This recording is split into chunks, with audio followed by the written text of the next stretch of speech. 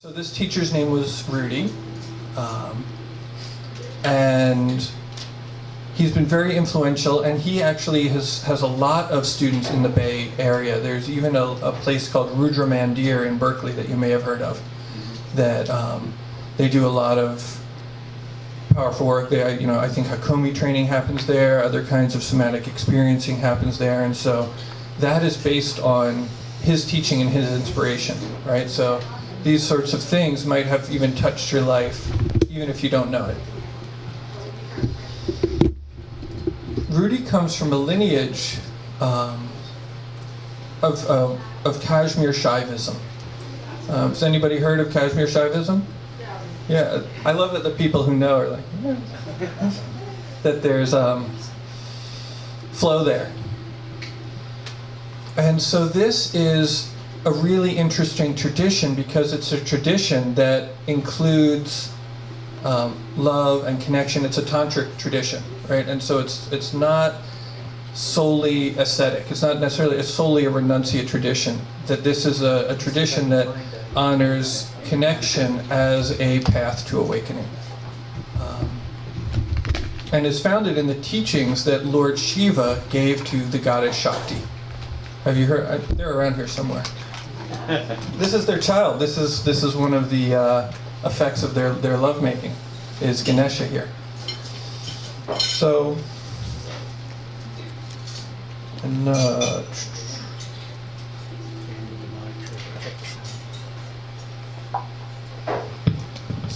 so the teachings begin with Shakti asking Shiva a question she already knows the answer to, and it is how to actually become more intimate with life. How to know reality not through stepping away or cutting yourself off, but how to know reality like with the fullness of your being. And the question, this is a very particularly poetic translation. One day the goddess sang to her lover Bhairava, "Beloved and radiant Lord of the space before birth, revealer of essence, slayer of the ignorance that binds us, you who in play have created this universe and permeated all forms in it with a never-ending truth. I've been wondering. I've been listening to the hymns of creation, enchanted by the verses, yet I'm still curious. What is this delight-filled universe into which we find ourselves born? What is this mysterious awareness shimmering everywhere within it? I have been listening to the love songs of form longing for formless. What are these energies undulating through our bodies, pulsing us into action? And this matter out of which our forms are made, what are these dancing particles of condensed radiance? What is this power we call life, appearing as the play of flesh and breath?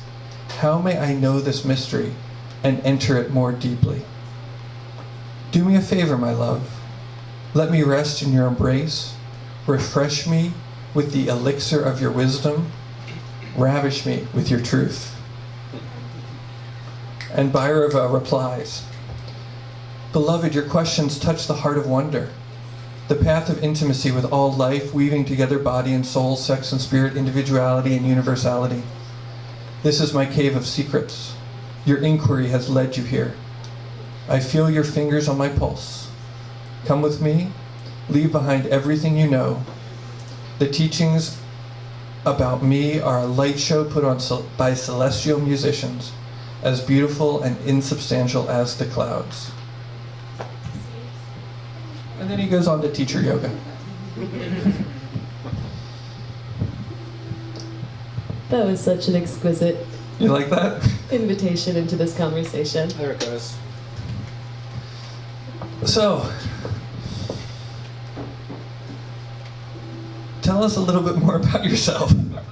That's an awkward transition, I know. So, I'll ravish you with my truth. yeah, ravish us with your truth, would you please? So, you are right when you said that I'm an intimacy coach, and what drew me into the path of being an intimacy coach was realizing very early on in my adulthood that there was a very specific way that we've been conditioned to engage in relationship, especially romantic relationship, especially sexual relationship. And I found myself so in pursuit of the Prince Charming, the finding the one, that in the pursuit of that, I would just kind of slap that image on whatever man would come into my life and be like interested in me. And I would realize that each time I would go into that vortex of intimacy and connection with such a fervor and desire that I would lose myself, lose connection to my truth and my voice and my heart. And I realized, I can't keep doing this. There's got to be a way that I can experience deep connection with another human being while staying firmly tethered to who I am and what it is that I desire to bring into the world. So intimacy coaching was a byproduct of realizing that I want to figure out how to do intimacy in my own way. I want to figure out a way to create relationship where I can open my heart without losing connection to my power or my voice or my truth. Yeah. How's it been going so far? It's been a wild journey, Daniel. It's been a wild journey, and what I would say is that the more I devote myself to truly discovering who I am, and taking that risk of being willing to lose love that I believe exists outside of me if the alternative is not staying true to myself, and continuing to stay true to myself and believing there is a way to create relationship that I don't have to sacrifice who I am. And as I do commit to that, what I notice is I continue to attract human beings into my life who mirror that desire, mirror that intention and that resonance. And this is where I find this conversation of psychedelics and intimacy very, very interesting and resonant with each other. Well, that's the real renunciation, isn't it? Giving up the stuff that's external, that's not real anyway, right? Giving up a projection on another person based on some sort of strange fantasy that you've just been carrying around or conditioned to believe. Totally, and it can be a very terrifying and confronting process, because I feel like what we've been trained to believe is love is actually just some twisted form of suffering or control. I mean, that's what I see on television. I know, it's not really great models. So what's a good model? Where have you found inspiration for this?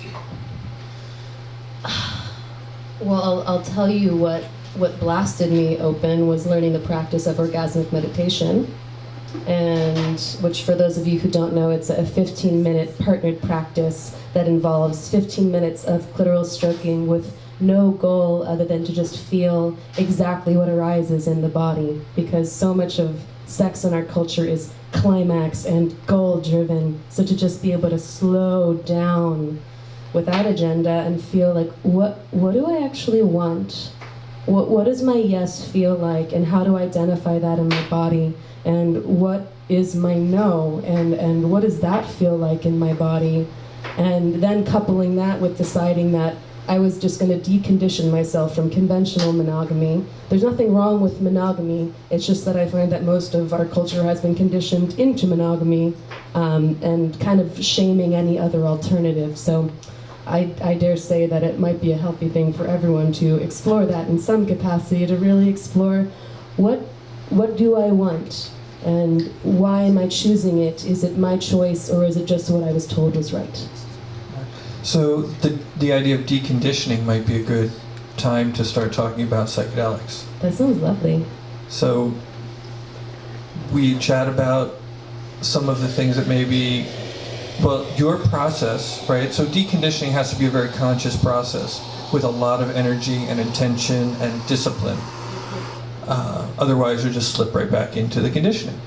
And then what continues to be revealed, right, and spoken about by many, many, many people, is that they will do a powerful entheogen, and everything they thought they knew was true was not, and everything they had been conditioned to believe was not as valuable deep down in their hearts as their mind thought it was? That's not quite a question, but I can riff on some things there.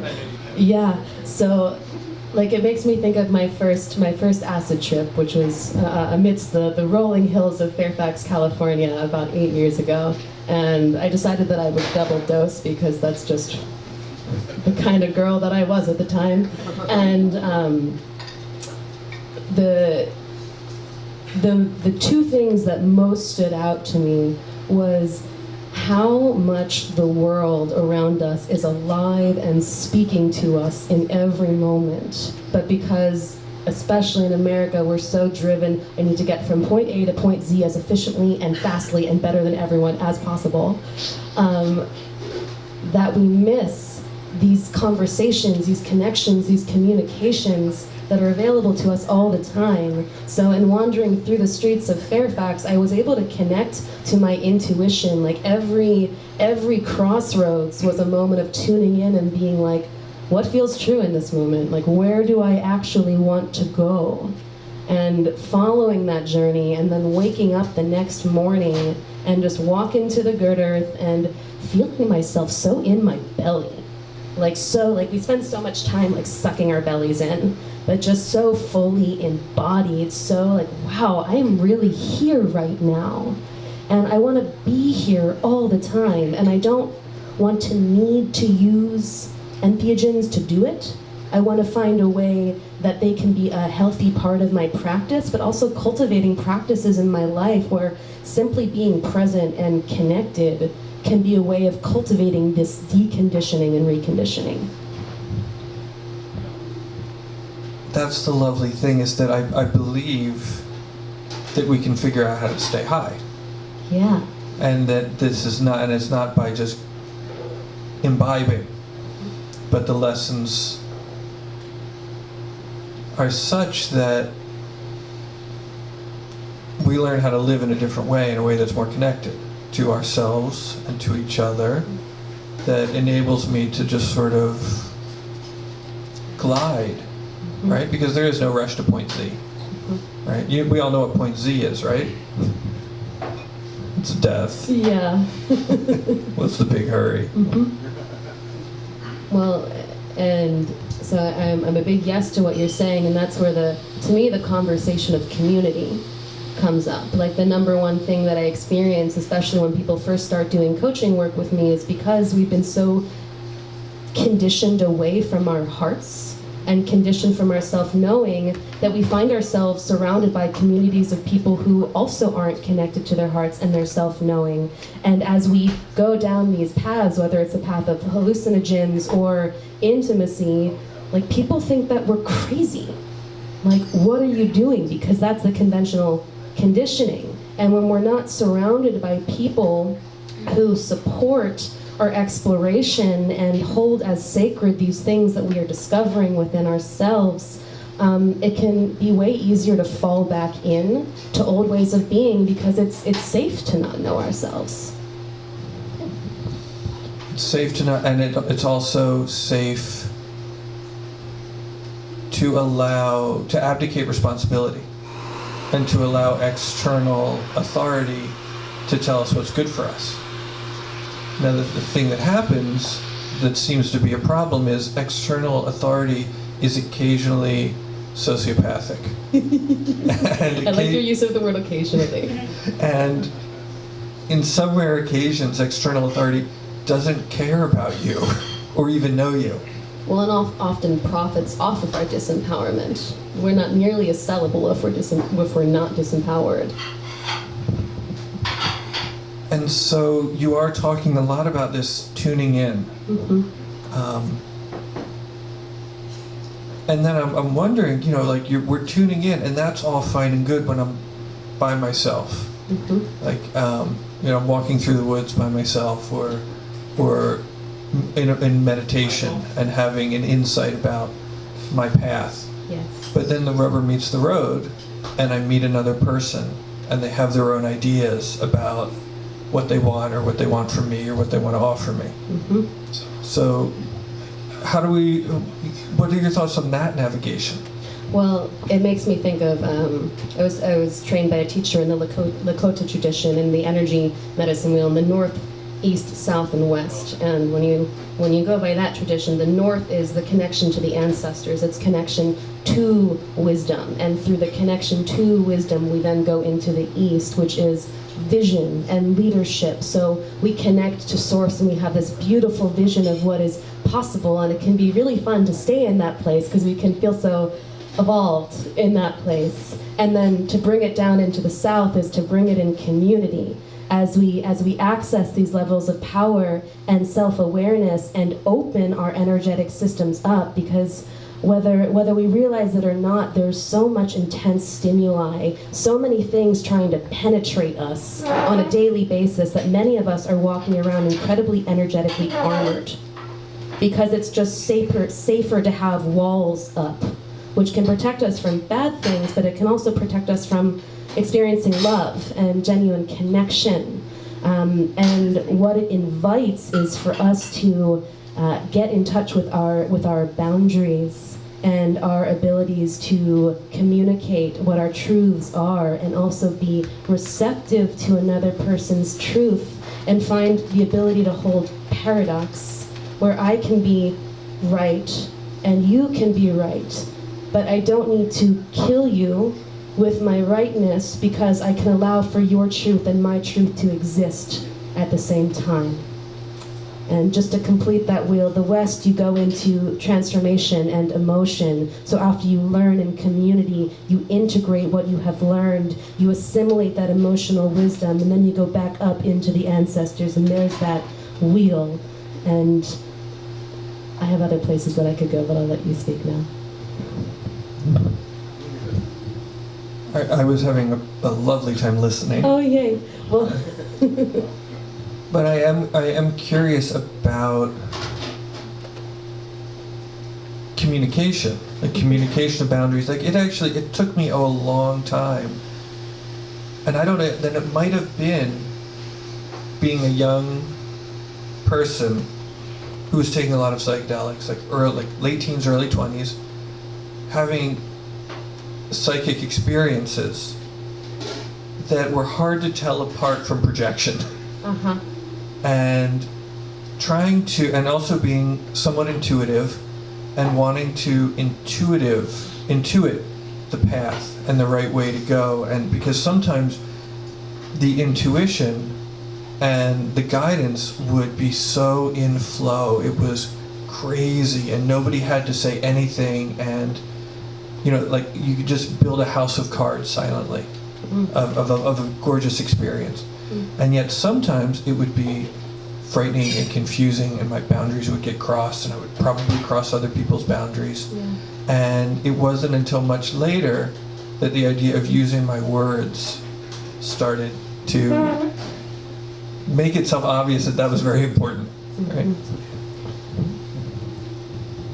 There's a lot of different pieces here. Like the first thing I'm hearing, this is a big one, is being able to discern fear and projection from our intuition. And it's an interesting thing, because and I'd love to go more into the conversation around self-responsibility, especially as we gain greater amounts of wisdom around our relationship to our own sexual energy and consciousness in psychedelic states. But what I find is that in the beginning, taking responsibility for everything that happens to us, like even if you punch me in the face. That's kind of an extreme example. But being able to be in... Well, people have much worse things happen to them. People have much worse things happen to them. And why don't you ask me a question here? Because there's a couple of different places I could go. No, you're good. Okay.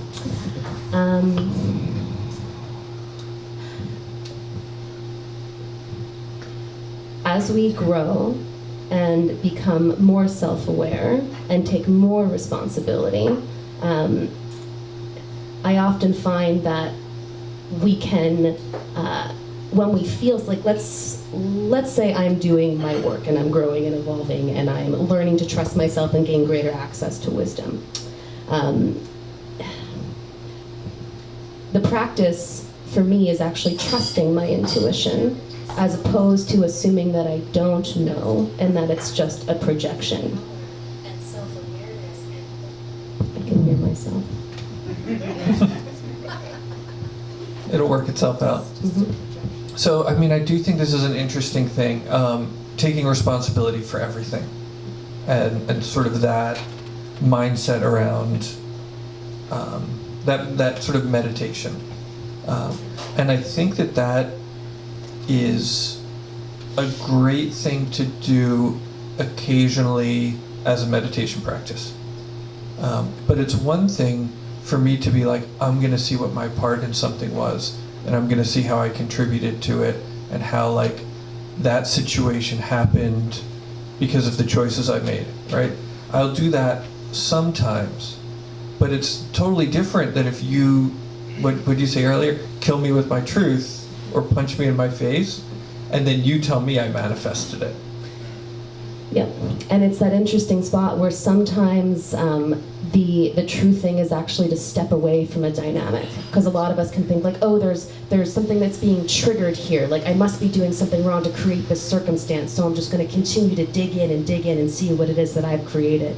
But often it's just the willingness to actually step away from the dynamic and set the boundary, which can be a very uncomfortable thing to do. Right, especially, you know, we start getting into, you know,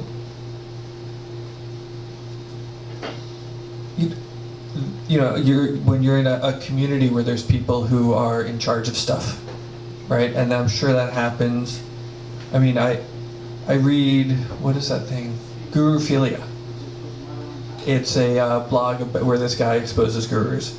And one of his favorite things to expose are the tantric gurus that are using spirituality as an excuse to just have ridiculous sexual ethics that are very, very harmful. And so that can be very, very strange. And it can also happen in sort of, you know, you've got your shamans and you've got your other sort of service providers who are sort of casting a spell by design. And then also that doesn't end in a question. Well, I mean, you're bringing it into the edgy and also very significant conversation of, as we access greater levels of self-awareness and consciousness, especially when we're working with sexual energy, which is life force energy, we gain greater ability to access other people's systems, to be able to know what's happening for a person before they even know what's happening within themselves. And with that power, there's this question of, what is the responsibility? Because there could be one train of thought that there is no right and wrong way to learn. Meaning, like, for example, during my experiences with One Taste, which teaches the practice of orgasmic meditation, I learned a lot about boundaries because my boundaries were crossed repetitively. So I learned a lot of lessons through that experience. And it's this question of, as we gain greater levels of consciousness, what are the responsibilities of the people who are facilitating these experiences?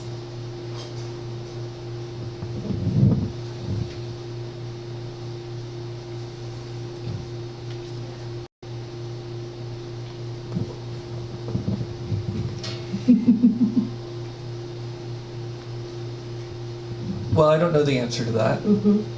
It would be my hope that people are treating others with dignity and respect. I feel like that's a good baseline. Which is also something that I spent a month or two with some One Taste people. I learned the practice and I hung out with them for a little bit, and then my boundaries got crossed. I was out of there, and it was sort of, it was at the edge of my comfort zone anyway. But there was a fascinating ability to spiritually bypass there.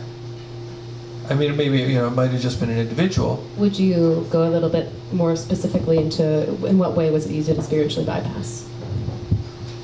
Well, okay, so I sort of feel like there's two variations of spiritual bypass.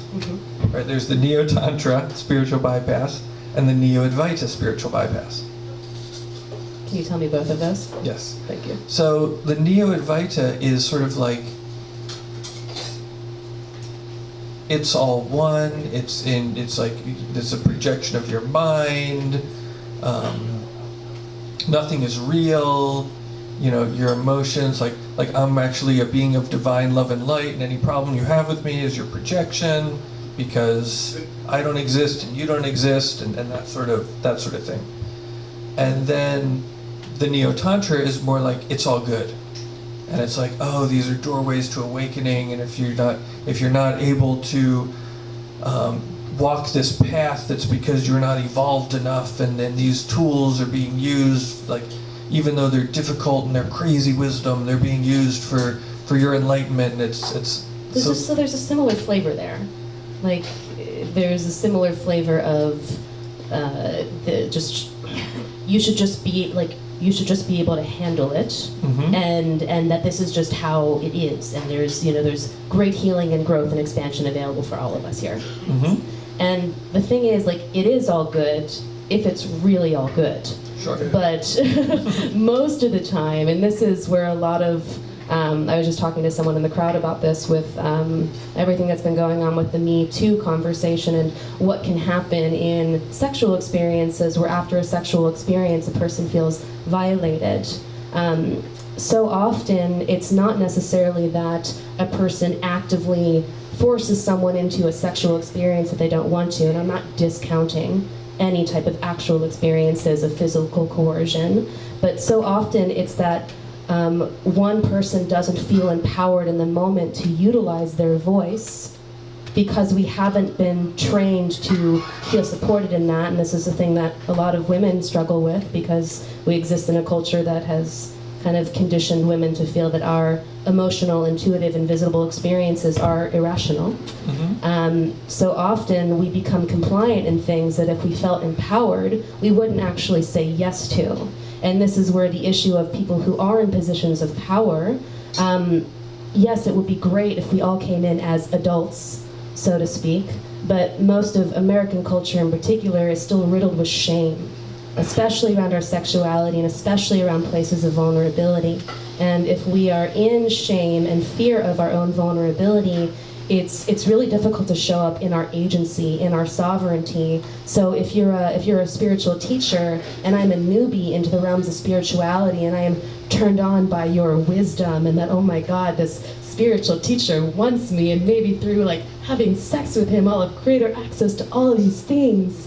What can so often happen is I go in with a total turn on, and the energy that you are bringing into it feels so good, but I haven't cultivated the capacity to hold and regulate that amount of energy in my system, or the skills to be able to communicate and advocate for my physical, energetic, verbal boundaries.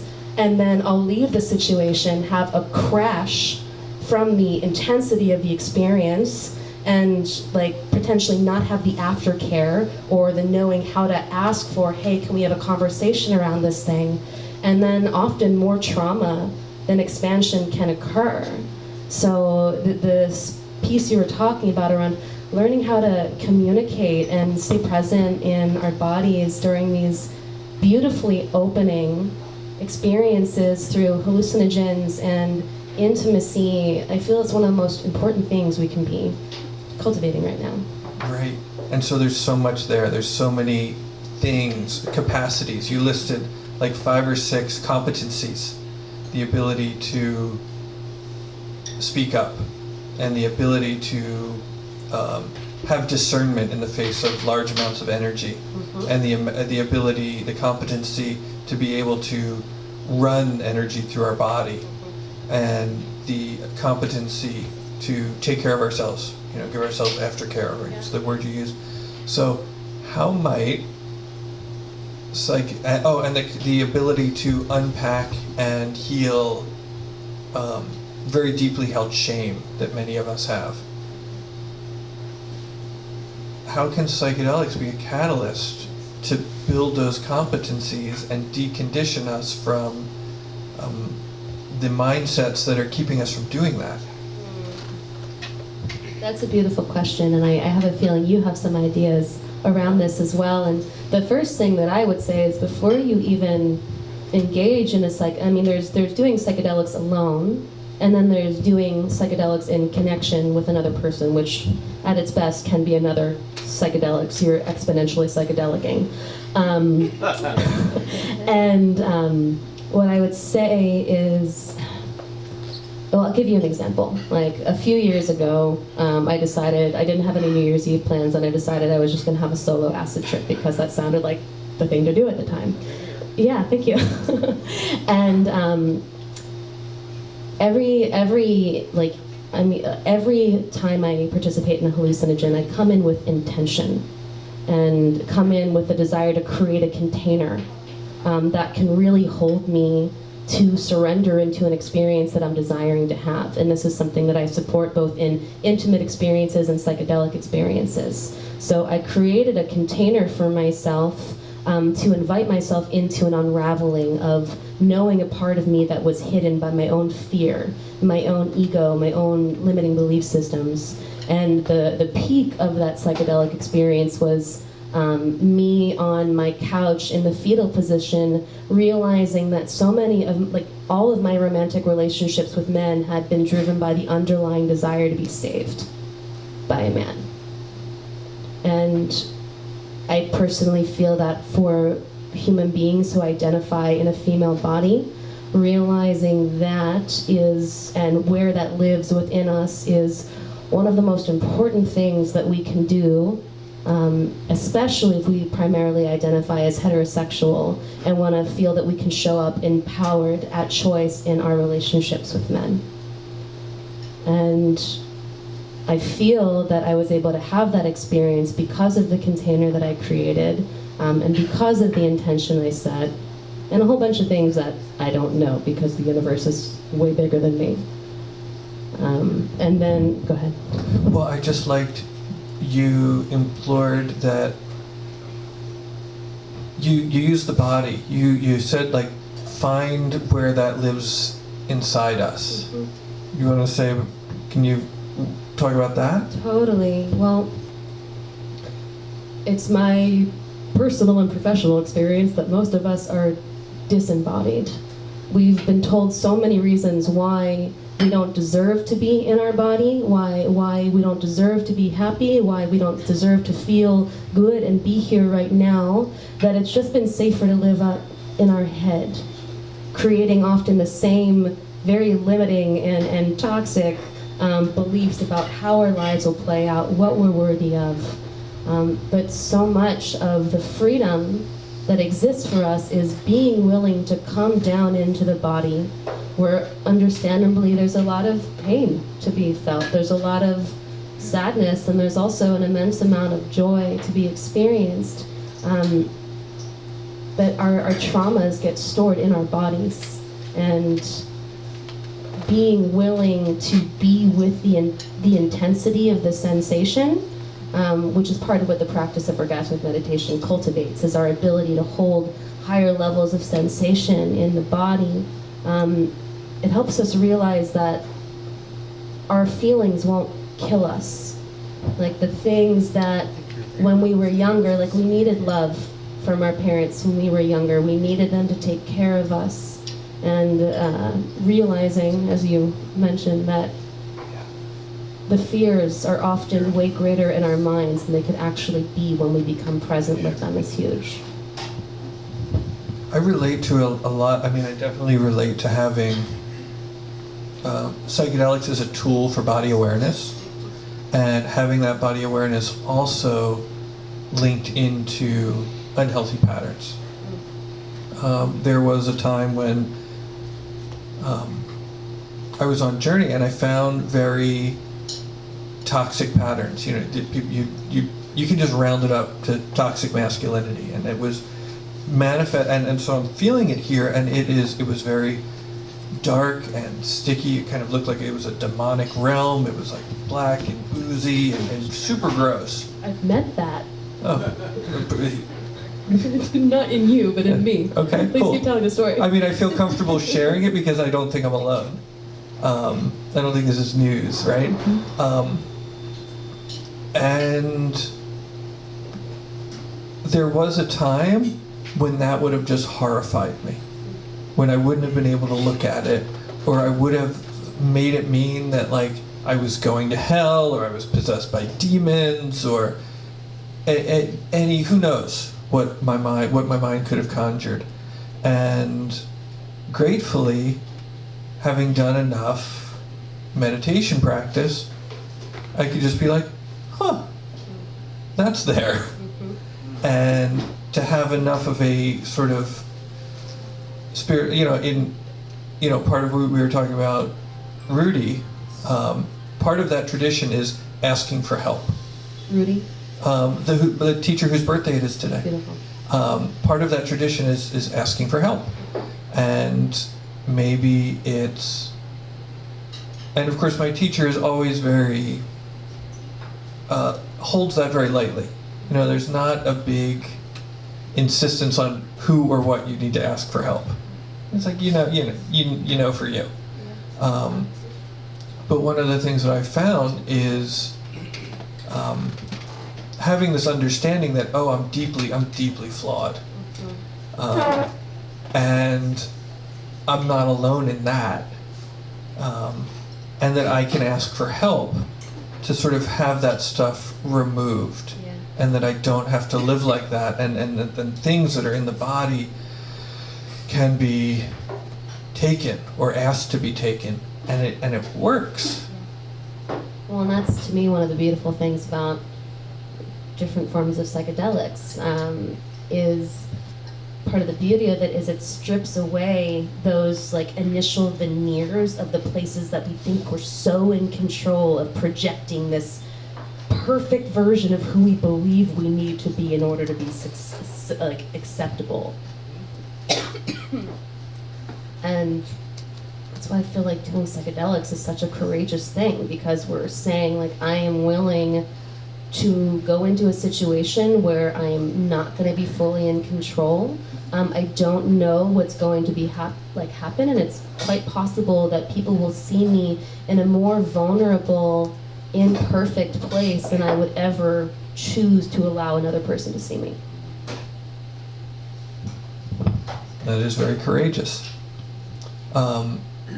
Which is perhaps another competency, right? Another skill is to actually choose to build our courage, to look at the parts of ourselves that are getting in the way of our intimate connection with each other and even our own hearts. 100%. And this is where I have a lot of compassion for the men of America, because each gender has its own set of gender conditionings that we must liberate ourselves from. But what I find is, even though we women can be called crazy for our emotions, we still have way more permission to embrace our emotions and embrace our vulnerability. And like the number one thing I see with men is just a terror of allowing themselves to be perceived as vulnerable because of it being paralleled with weakness and what that might mean about them as a man, as a partner, as a successful human being. And yeah. So how can men use psychedelics to decondition that? That's a fun question. That's a really fun question. One with intention. Like, if I was to facilitate an experience of healing in that capacity, I would say, man, choose a woman who you feel incredibly safe with. Like, if you actually wanted to do this work with a female guide, choose to have an experience with a woman who is willing to hold a container strong enough and clear enough for you that you feel safe to unravel within and be loved within. And be specific about, like, I've used medicines before that are immensely healing for opening the heart. And I would also say to move slowly in that practice. And this is similar with intimacy and sexuality, of not needing to go right to the heart of the core wound right away. Like, allow yourself to pace And especially for, any man or woman who has watched porn in their lives, to allow yourself to realize that there is so much vulnerability in just the subtlest of openings, and that often we become desensitized so much that we think the harder and deeper and the faster we go into healing, the better. But instead, just like letting yourself go, like one pace at a time, and sharing, like, just sharing something simple, like, I'm afraid of disappointing you. Like, I am afraid of being inadequate. Like these simple statements that you could say a million times, but if you're not connected to it in your heart, it means nothing.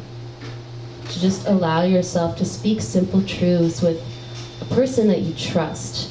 Because here's the thing, if you just pick out anyone on the street or someone you're in a super toxic relationship with where you already know you don't feel safe, revealing yourself in vulnerability is in a way just setting yourself up for a self-fulfilling prophecy of, it's not safe to speak my truth with women. Someone said, wow. I heard that. And I felt it too. The ownership, I sort of feel like we can't almost beat that drum of like the ownership of our vulnerable feelings, as opposed to, oh, it's that, to like continue to look deep at these kind of very old and kind of innocent, like there's an innocence when you spoke that is very, very, very tender. It so is. It's like it's our little boy. It's our little girl. It's the wounded child in us that didn't have a certain need met, or wasn't loved in a certain way, or was invalidated in a certain way when they were like 3, 4, 5, 6, 7, 8, and because we weren't loved in that way, we had this crystallized image and like wound in the body of like, I am unlovable in this way because the core people in my life when I was younger did not love me here. And that's where so many of us we attract in the same type of dysfunction over and over again. And we may say on a conscious level, I don't want this anymore, but there's this core belief. And if you really feel into the fear and the belief and the sadness, you can feel it in a certain place in your body. Like, where is this? Like, what is going on in here? Like, what is the feeling? What is it saying? Like, where is this from? And can we allow ourselves to be a witness there? Can we allow ourselves to realize, like, I'm lovable here? Like, I'm lovable in this space?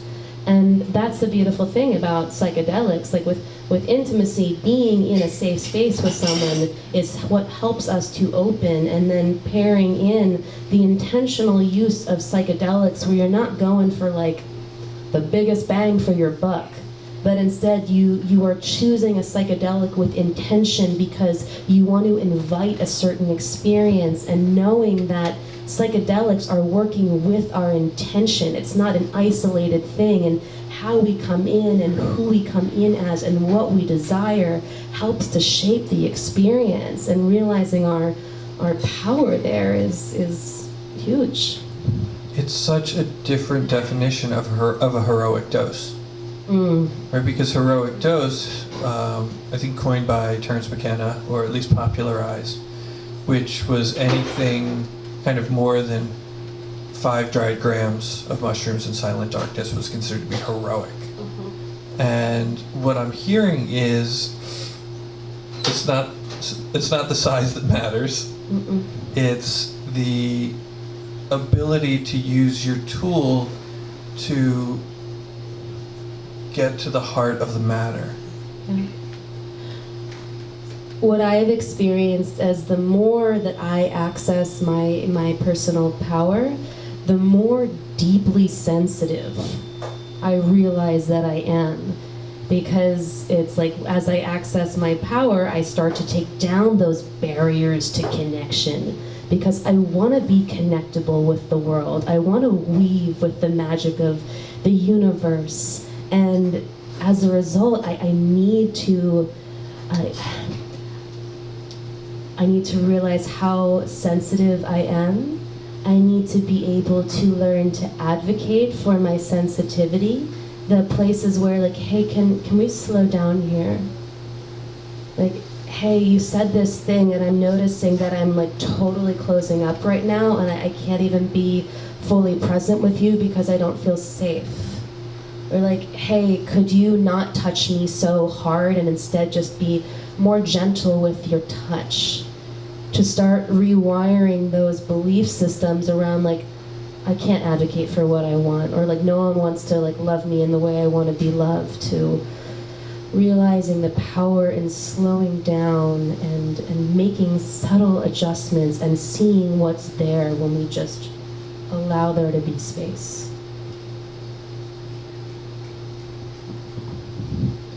And what is also coming to me is, one of the things that's nice about the medicine is that when things slow down, is I realize that those things are possible, and that I'm allowed to, or I'm even able to kind of consciously generate love and care.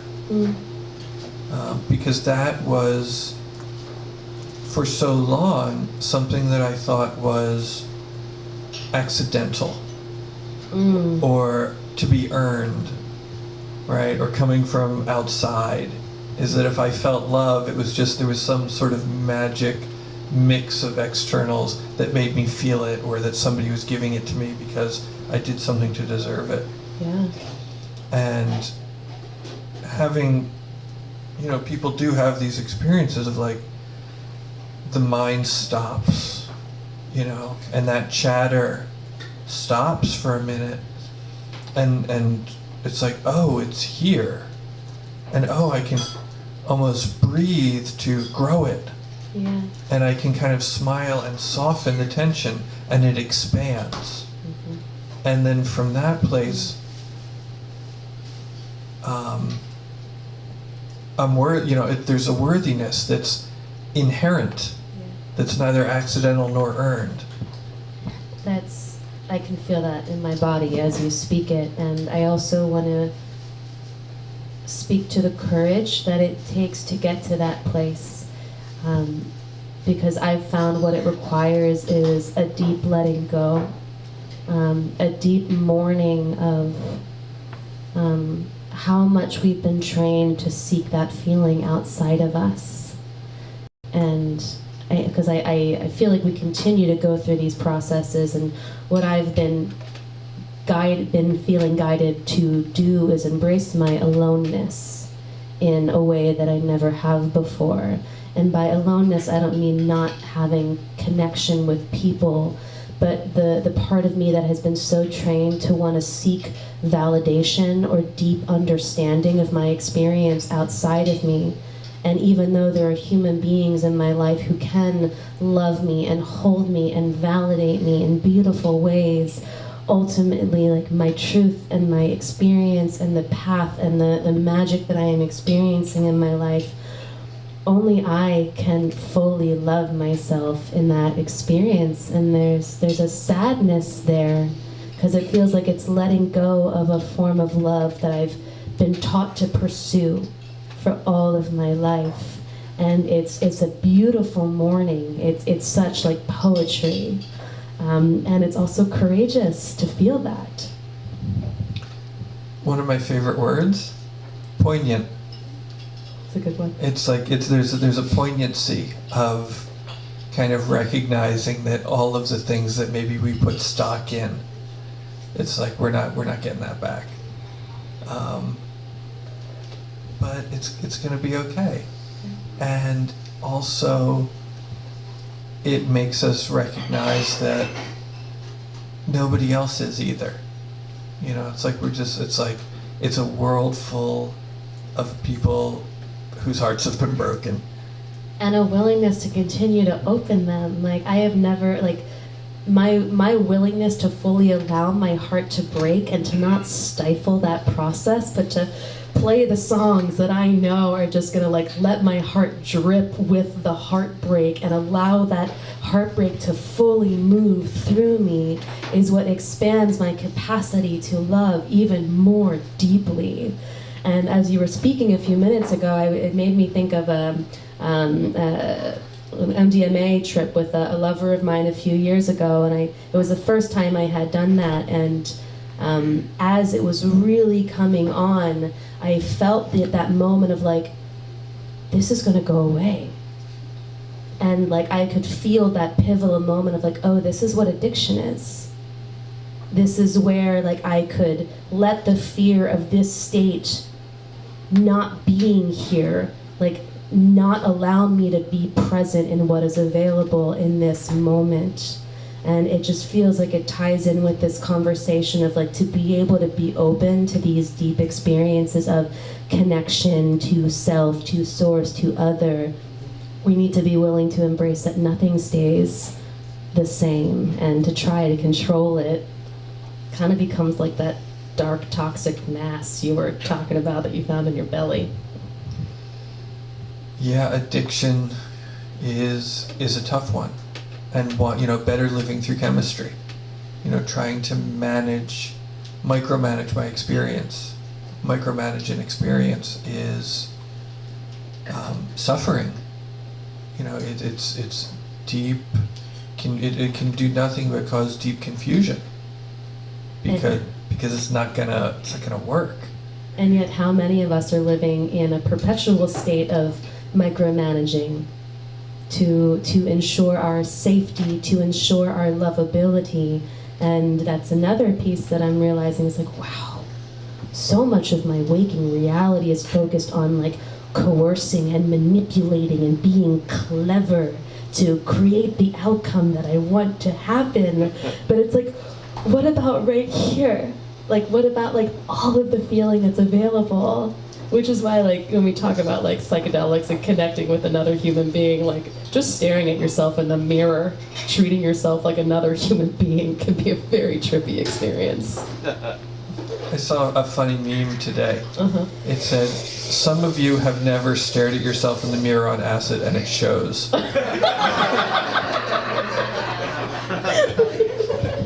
For real. Oh my goodness. I'm actually curious to hear what's going on for some of the people in the audience. Do you want to maybe invite in some questions, or I just kind of commandeered the seat from you. How are you feeling? I'm good with that. Okay. Let's use your mic because it's a little more over there. Will you unravel it? Yes, I will.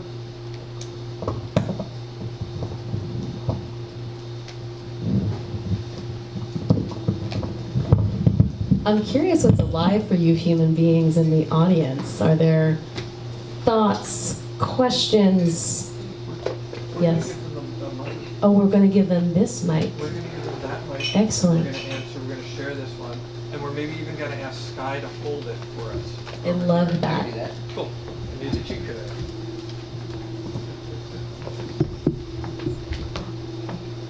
So, if you'd like to ask a question, you're welcome to come here and ask it.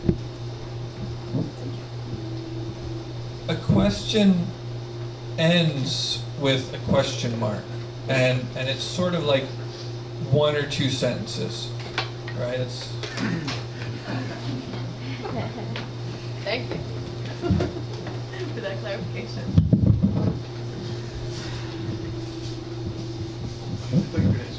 I was supposed to start. Oh, yeah, no, you're just kind of managing the microphone. Yeah. Tight ship. Okay. Whatever you feel. I just want to say I really appreciate your discussion about having intentionality when going into a psychedelic experience. And is that something that you almost insist on when you have a psychedelic experience? And maybe do you have any themes that you might recommend as a for tripping?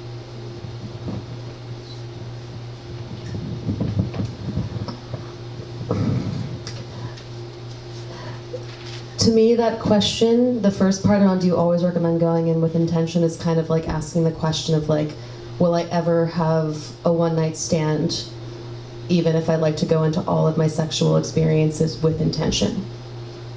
And what, like, I don't have a clear answer for you there. I think there's like, spontaneity is a really beautiful thing, and the ability to act on impulse and intuition and to be able to surrender into an experience.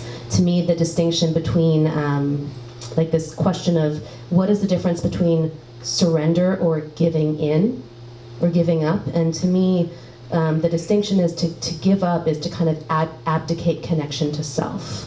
Whereas to me, surrender is, oh, I'm so deeply anchored and connected to who I am that I can let go of control because I trust my ability to find my way back to my own ship.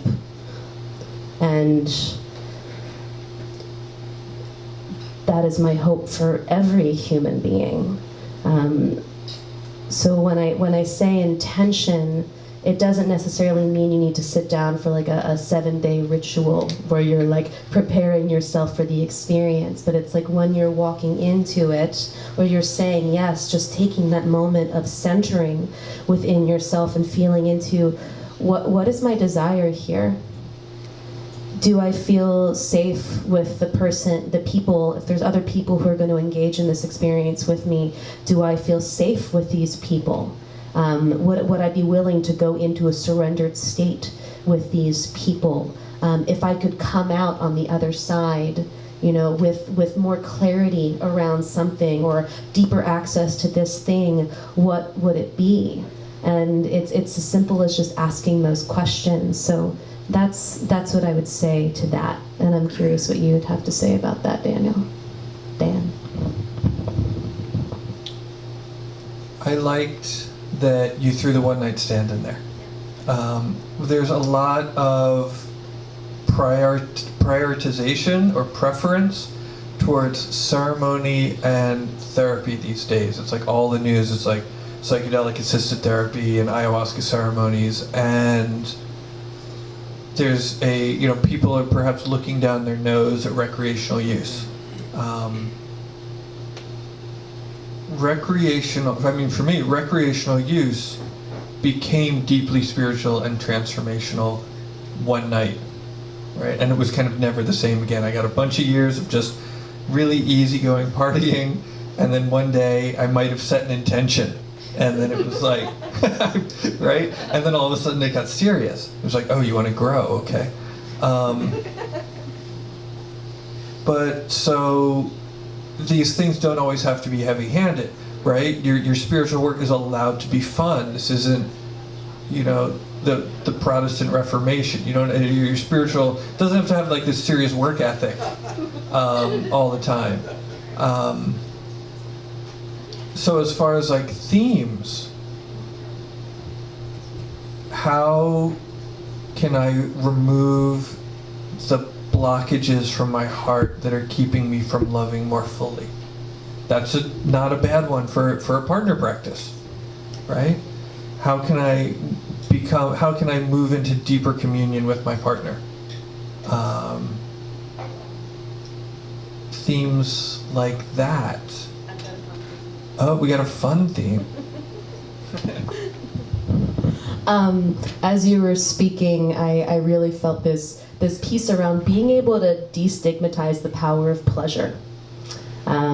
We live in a culture that's really stigmatized sexuality and really being open to fully embracing pleasure for a variety of reasons. And the thing is, pleasure, when we're truly in our bodies, can be one of the most healing, relaxing rewiring of the nervous systems out of trauma and into trust in the present moment.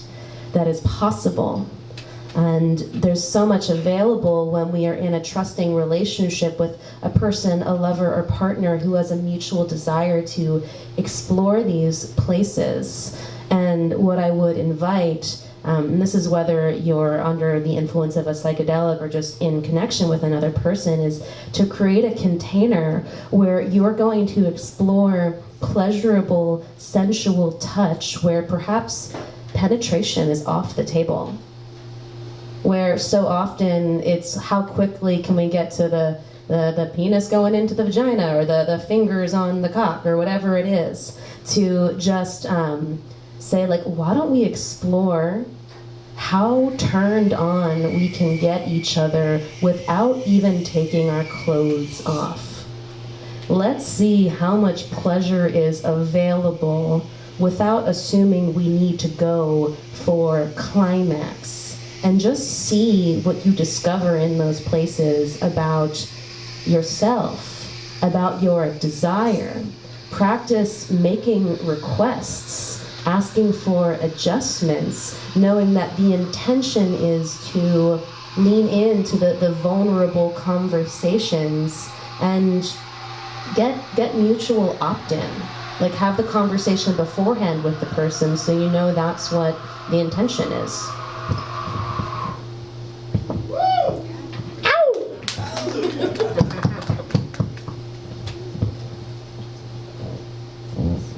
Hello. Hi. So you guys were talking a lot about, well, in terms of, mutual practice or intimacy with your partner. I was curious about this idea that there's a need for communication, but also a personal need to expand your boundaries, or a desire to expand your boundaries. But with external forces, there's often an authority, and the authority also requires, like, complicity. So how do you, not requires, but like provokes, and so how do you maintain an intimate relationship with another in a psychedelic space, maybe, without provoking like a relationship or a power dynamic of authority that allows both people to explore their boundaries without their boundaries being crossed? Because you both also referenced like a practice that you wanted to explore, but eventually... Hold it to face a little bit more. Eventually your boundary got crossed with this practice. So I'm just curious, like, how you navigate the middle of that path where you both can explore. Can you clarify the question a little bit? So I'm hearing in a psychedelic Yeah. space, you're exploring intimacy with a person, and then you referenced an authority figure. So what do you mean by all I this? just mean sort of in an abstract sense, like a desire for both people to be on an even playing field or even space where they both feel like they can explore. But should we always anticipate that eventually our boundaries will be crossed? Or is there some way to know that we're both in a safe space? That's beautiful. So, and this is something that I'll just share with any like person that I'm working with in this capacity, is lead with what your desires are, what your boundaries are, and what your edges for growth are. So get clear on what's your hard no? Like, what are you clear under any circumstance? I am not interested in this. Like, please do not even go here. And then, like, what is your boundary that you're exploring? Like, what is something that you have some, like, edge around and, like, you want to lean into it, but you're also nervous and you don't want to go too fast. So being able to clarify, like, this is what I want. This is what I'm very clear I don't want. And this is what I'd like to explore. And then I don't know if you're familiar with the concept of green, yellow, and red, where if you're, in whether it's just you're exploring kink terrain or just you're wanting to be able to really feel yourself free to explore and fully express yourself in a sexual or intimate experience, like green basically means like, I'm good. Like full yes, like open, fully present, fully here. Usually people don't say green because they're just engaging. Yellow means I'm starting to get towards an edge, like I'm still into it, but just be present and aware that I'm starting to touch against a boundary that I don't want to just brush through. Because so often when we're in intimate sexual experiences, there can be so much sensation, so much heightened sexual energy that it can be easy to dissociate from our bodies and just go through the motions. Red means like, I've passed a boundary, like we need to stop, like scene, experience needs to just stop, and like aftercare is needed. So I'd also, another piece is, what does care look like for you? Like having this conversation beforehand, like if I start to dissociate, or if I feel like I'm going into like a traumatic space, like what are the ways that you can show up for me in this moment so I can like come back to the present moment, be safe in my body, and like know that it's okay. And just having those conversations. Does that feel good? Yeah. Awesome.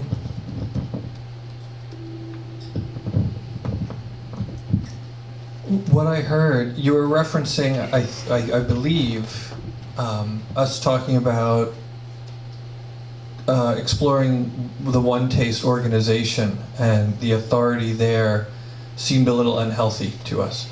So that's kind of different when you're dealing with sort of a system or an organization than when you're dealing with a partner or partners. And hopefully, in your relationship, you know, the power is shared, or at least consciously distributed. One of my teachers, a meditation teacher, talked about how a lot of yoga teachers and gurus and things like this were dominant sadists. And that a lot of the people that ended up being dominated and hurt by them were sort of unconscious submissives. And he thought that, you know, that there's so much of this kind of covert BDSM going on in various communities because people don't, because of, there's such a stigma around kink that people won't even sort of talk about that sort of thing. And it's just almost supposed to be, people just have these sort of commonplace ideas about how power is, or they don't think of it. It's very unconscious. And, you know, he thought that a lot of these problems would clear themselves up if people were honest, again, about what they like and what their growth edge is. And if somebody likes to be submissive, and they're not clear on that, and they're not honest about that, and they're not going to find a partner, and they're not able to find a partner who's going to offer them that safely, they're gonna get hurt. And if somebody, and also if somebody is dominant, and they can't find a way to have that, and they're not conscious of it, and they're not playing that out in a way that is safe, they're gonna get in trouble. You know, they're going to get hurt too. They're going to hurt other people. And so one of the things that I think is nice about, again, the introspection that comes with psychedelics is you get to tune into who you are and what you're about. And maybe hopefully get past the judgment around it. You know, I do believe that there were some folks out there that thought you could give people psychedelics and they would stop being gay. That doesn't work. You know, people, but you know, I'm sure that it would be my guess that those people probably were able to embrace their identity more fully. And so, I mean, power and authority is a tricky thing, and I think the more conscious you can be about where you are on that kind of spectrum, the happier you'll be. Adding, so I want to talk about heteronormative gender dynamics, for a moment, and just heteronormative gender dynamics. So first of all, just wanting to acknowledge there are multiple different formulations of how two human beings or more can connect, and simultaneously wanting to speak specifically to the dynamic between a man and a woman in sexual romantic relationship because of how much conditioning there is around power dynamics between men and women. I shared in my New Year's Eve acid trip that I got to connect with the part of me that wanted to be saved by a man. And that at a core level, that was the driving force for how I would go into my relationships with a man. And even though, like, I'm a good, conscious human being who cares a lot and wants to show up fully, there would be this underlying part in me that was still coming from the place of believing that I couldn't take care of myself and that I needed a man to ensure my safety in some way. So from one standpoint, that has me being manipulative in a way that I don't want to be. And two, if that's the place where I'm coming from, it's nearly impossible for a woman to hold space for a man from that place. If we go into like masculine, feminine dynamics, it's if a woman unconsciously or subconsciously believes that we need a man to be strong all the time and holding the container, it's impossible for us to rise, to be energetically in a place where we can allow the man in our life to surrender and unravel and be in a more vulnerable and receptive position. And when we talk about chemistry and romantic relationship between men and women, if either person is requiring, like if the woman is requiring the man to constantly be in the strong, dominant role, and the woman in the more receptive, unraveled role, if that's a mutual desire, it's wonderful, but often there's a desire for flow, for the ability to both be the holder and be the person who surrenders into the holding. So much of being able to explore and really feel free in intimacy at higher and higher levels of self-awareness and connection is a willingness to do our inner work and look at where we feel disempowered, or we feel like we're in our victim, or when we feel like we need to be the savior. Just as much for men who feel like women can't take care of themselves, and you come in and thinking you need to be the savior of this woman. All of these awarenesses are so important so that we can level the playing field and really be free to explore just freely in our intimate connections.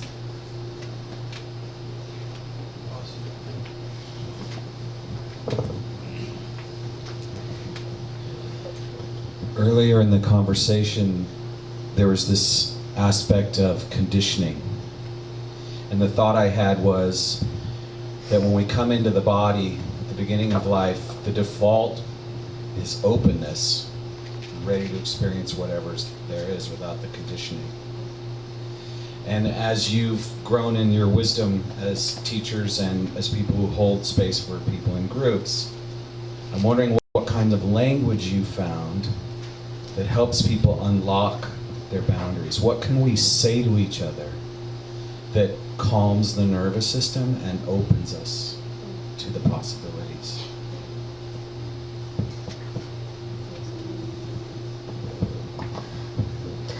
The first thing that comes to mind is, like, what are you feeling in your body right now? Because often when I'm asked that question, it's because I'm not actually connected to my body. So in inviting a person out of the story and the fear in their mind, because as we were talking about earlier, like if we get tricked, like let's say I'm in a dynamic with a partner of mine and he says something that triggers this horrible memory of a past relationship or my dynamic with my father, and all of a sudden I go back into like the trauma vortex of like, now I'm not in the present moment anymore. Now I'm back in that moment where I felt disempowered and unsafe, and that means I need to put up strong walls because I'm not safe, and all of a sudden you become the enemy. So doing the things that invite a person back into their body and realizing, like, where are you actually right now? Like, are you safe in this present moment? And that's where it's also like, you could say nonviolent communication, but when you're engaging with a partner and you know that they have triggers in certain places, how can you come in with an immense amount of love and compassion and patience so that this person feels safe to be in their exploration? Because often if we feel rushed, it's similar to a woman when she's being pleasured orally or with a finger, just feeling like there's enough spaciousness for me to really explore my orgasm and what's occurring for me without feeling like there's a rush to figure it out all at once. So creating a safe space asking what's going on in a person's body and being a safe space with your energy and with the tone of your words is what I would say. Awesome. Yeah. I'm just I've noticed with my own partner, and it seems like the closer that we get, the more triggers that come up for us naturally. It's definitely creating that safe space, but it's also coming from a place of curiosity, rather than taking it upon yourself as if you did something wrong. It comes onto their responsibility for owning it, but for them to actually fall into that space of owning it, it requires essentially for you to be in a place of curiosity. Like you said, like what's alive inside of you right now? Like where are you in your body? And being in that curious place has really opened up a lot of doors for us to feel safe and to be able to work through our traumas, which get amplified and, you know, push us into that fight or flight mechanism that makes us feel like that person's the enemy, that they're the problem, that they're causing this, rather than just being curious and open to what is beautiful.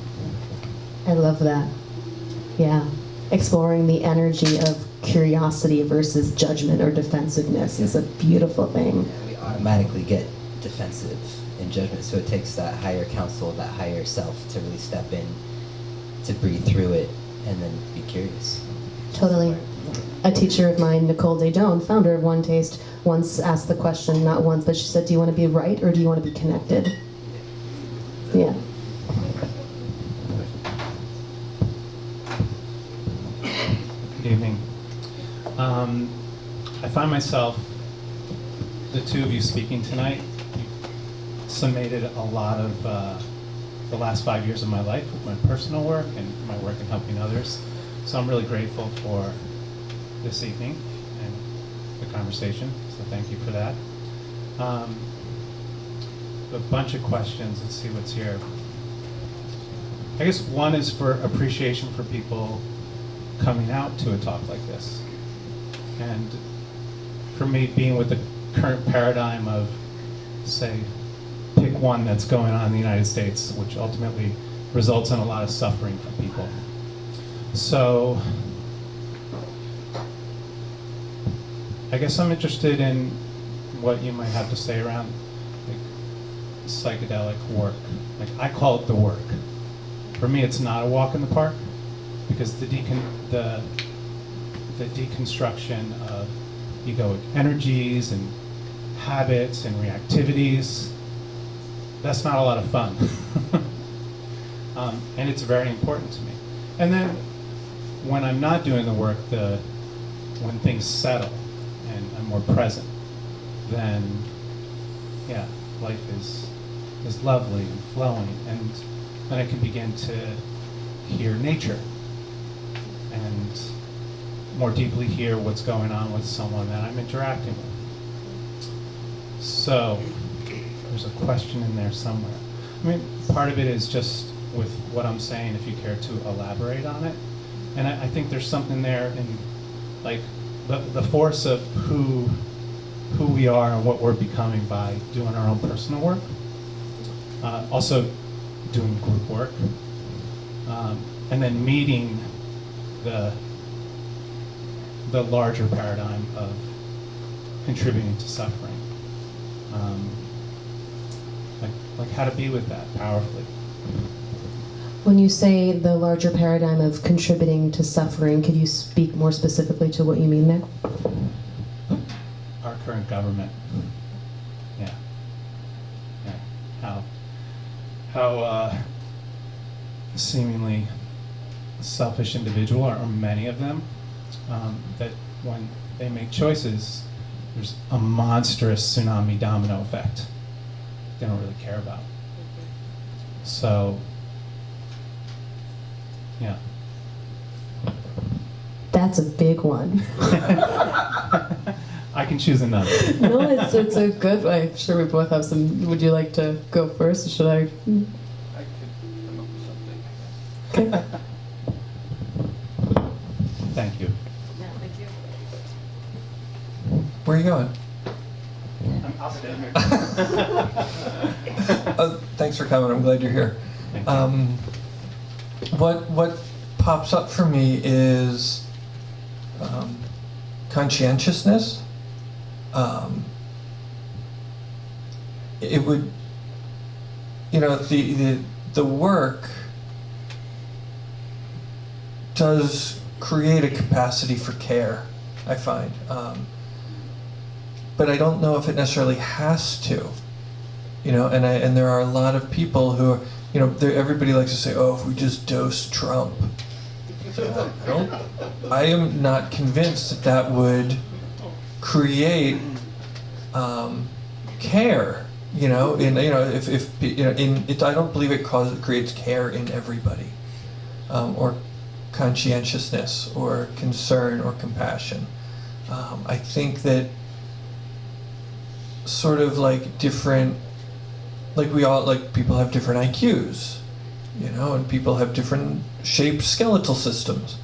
It's entirely possible that people have different levels of capacity for compassion and care, and that the work maybe helps us to maximize our potential.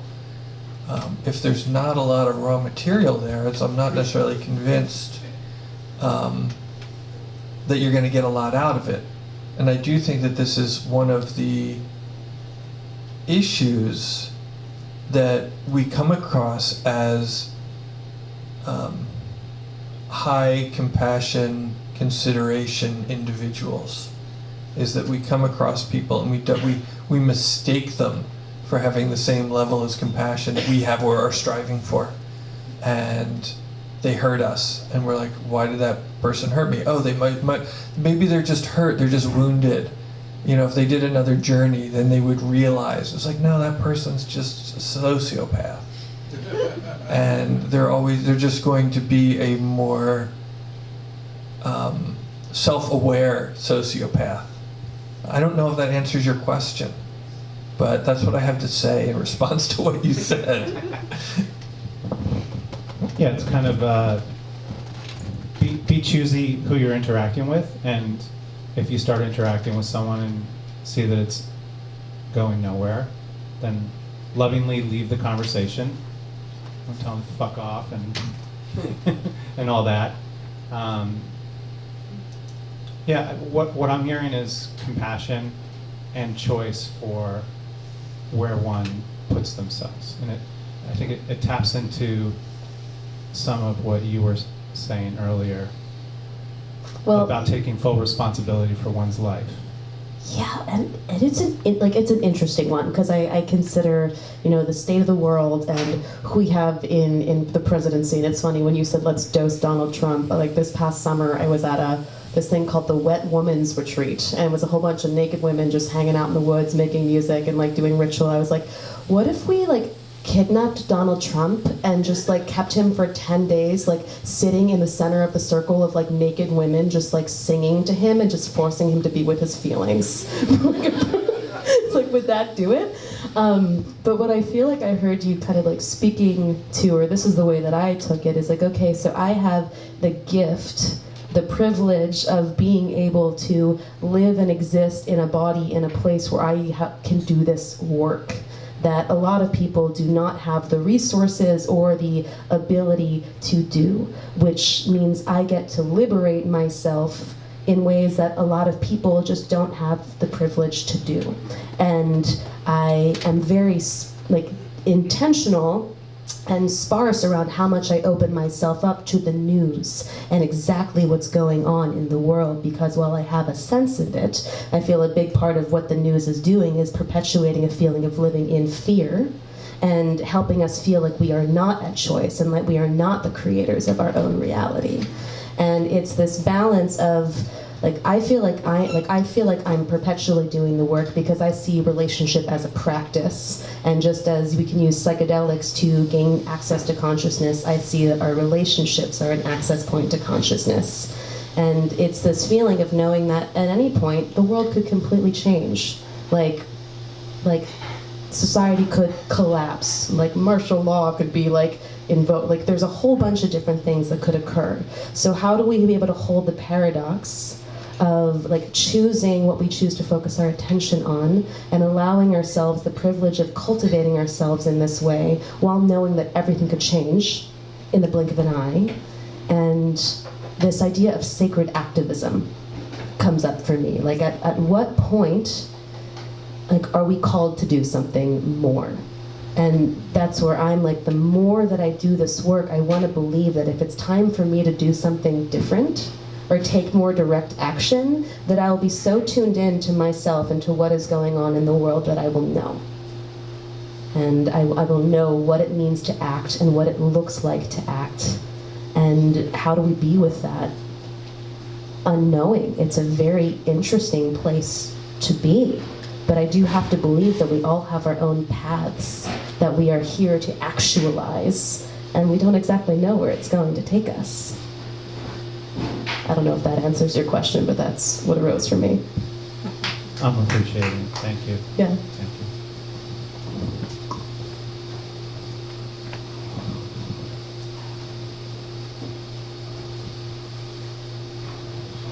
you. Any other human beings? Any women?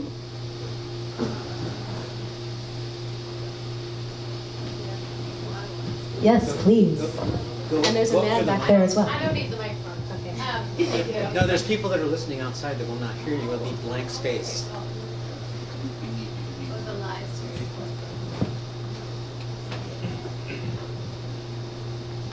Hello, this is wonderful. Thank you Yay. both. I was just wondering if you could elaborate a little bit more on what you mentioned a couple of times about creating a container for yourself, particularly in the context of a psychedelic experience or a journey, and especially doing it on your own.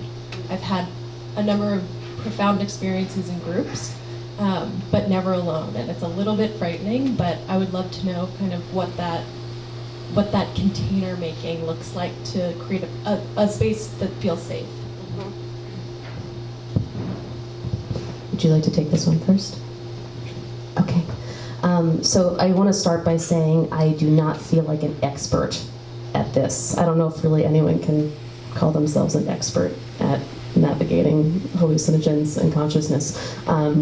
But for me, the biggest thing is knowing that I have a safe space to come back to. Like, I like to be in nature when I do different hallucinogens. It connects me with nature in a way that I never have before. And there's something primal. There's something that allows me to connect with an aspect of myself that just being indoors won't. And part of what allows me to go out into the edges of the unknown is knowing that there is a safe, warm place for me to return to that has what I would need for my self-care. Like whether it's just like having like a bed with warmth and having like clothes that you can get into, maybe it's having soup, maybe it's knowing that you have your journal there, maybe it's like you've planned out a playlist that the energy of the music, like it always just, like music is so powerful, and he was saying like let's get some music involved in this because sex, drugs, and rock and roll.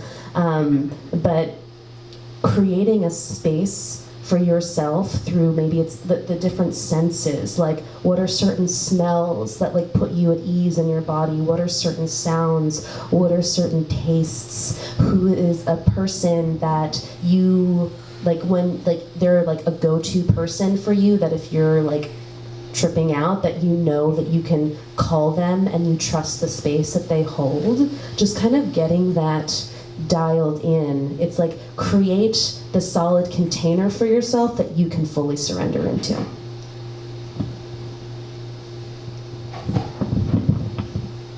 I think you hit all the big notes. You didn't say art supplies. That's a good one. I like art supplies.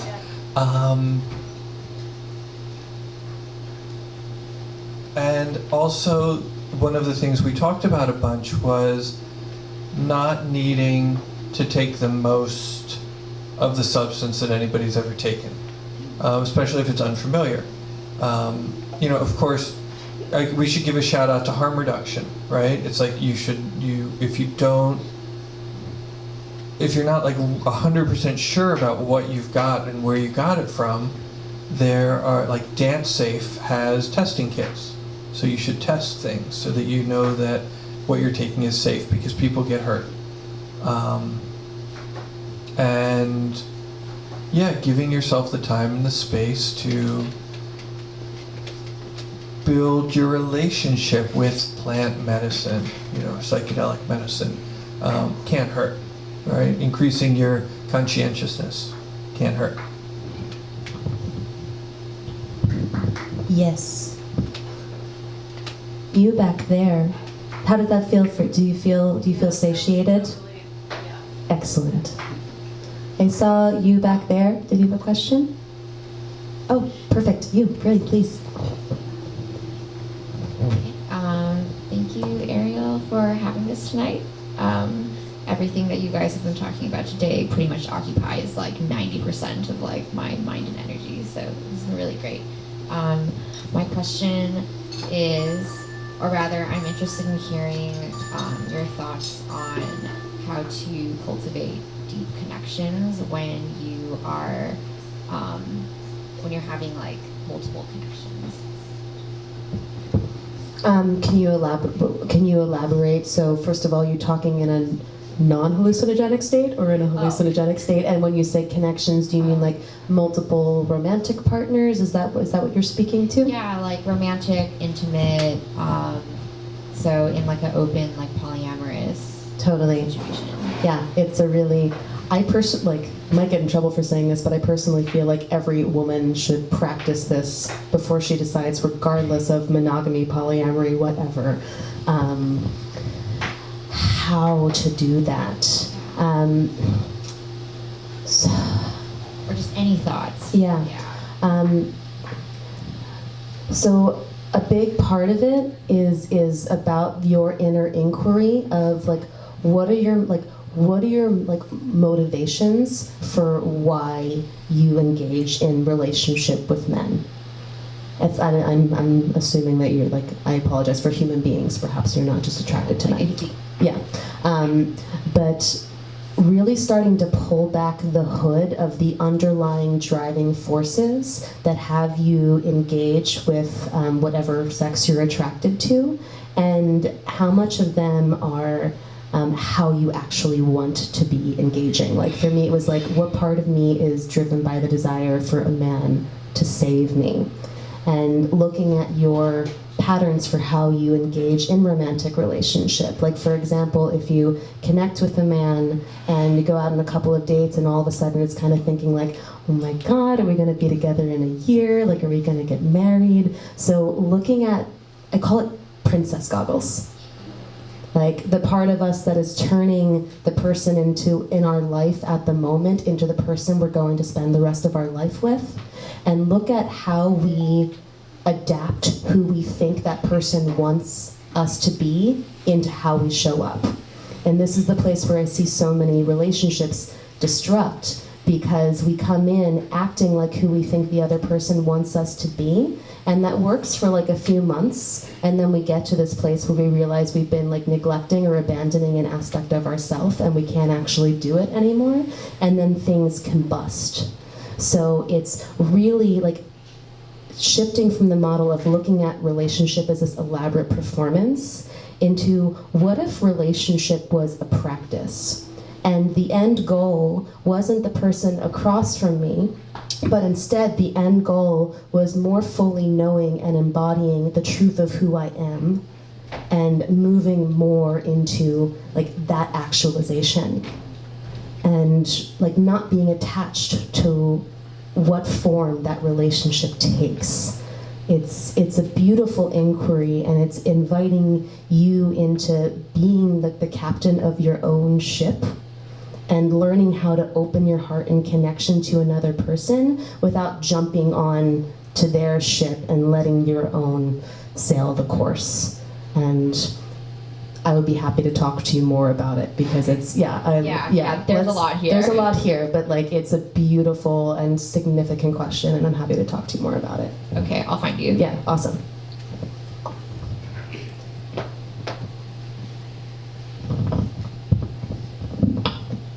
thanks for coming out. Oh my God, it was such a pleasure. Do you have any last thoughts, last words?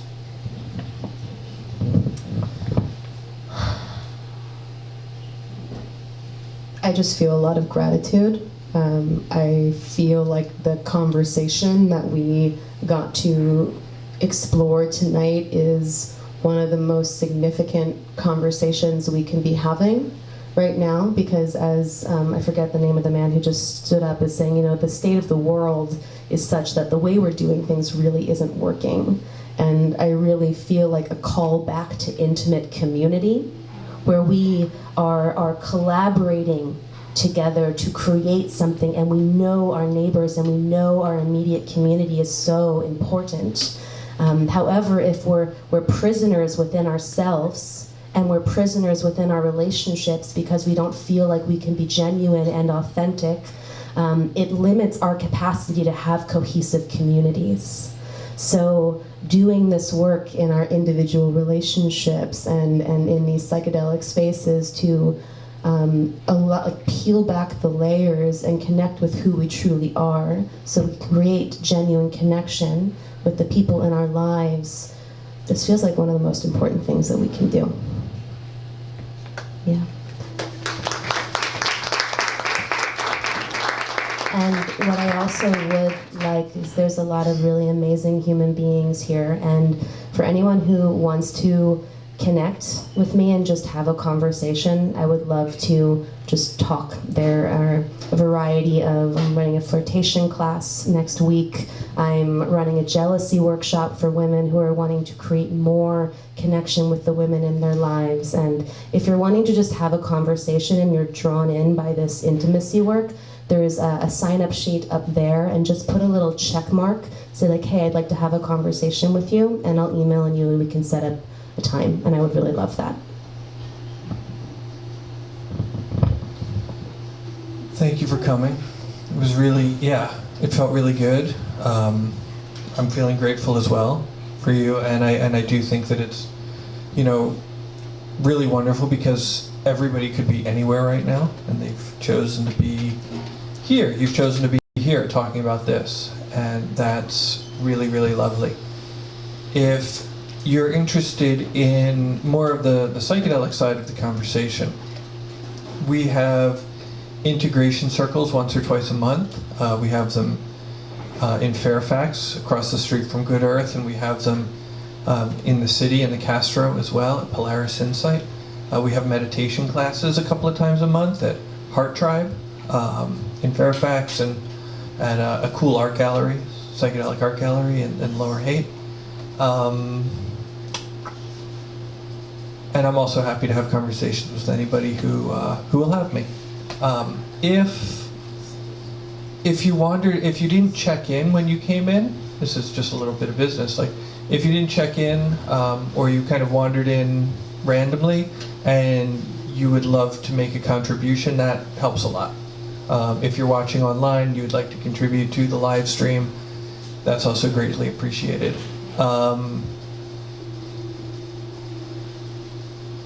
Thank you so much to our gracious host, C, for being so welcoming and open to us.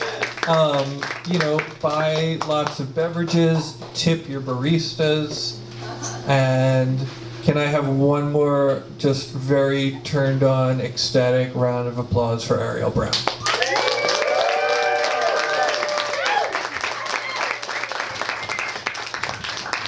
Final piece, I really just want to acknowledge you, Daniel, and the space that you are creating for conversation and connection that is so deeply needed yet so taboo in our culture that it's just deprived in so many places.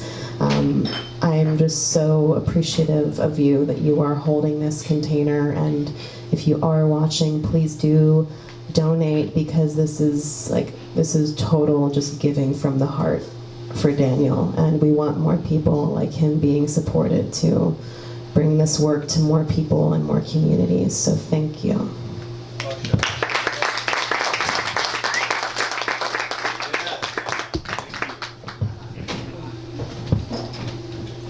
Cue the music, Maestro C. I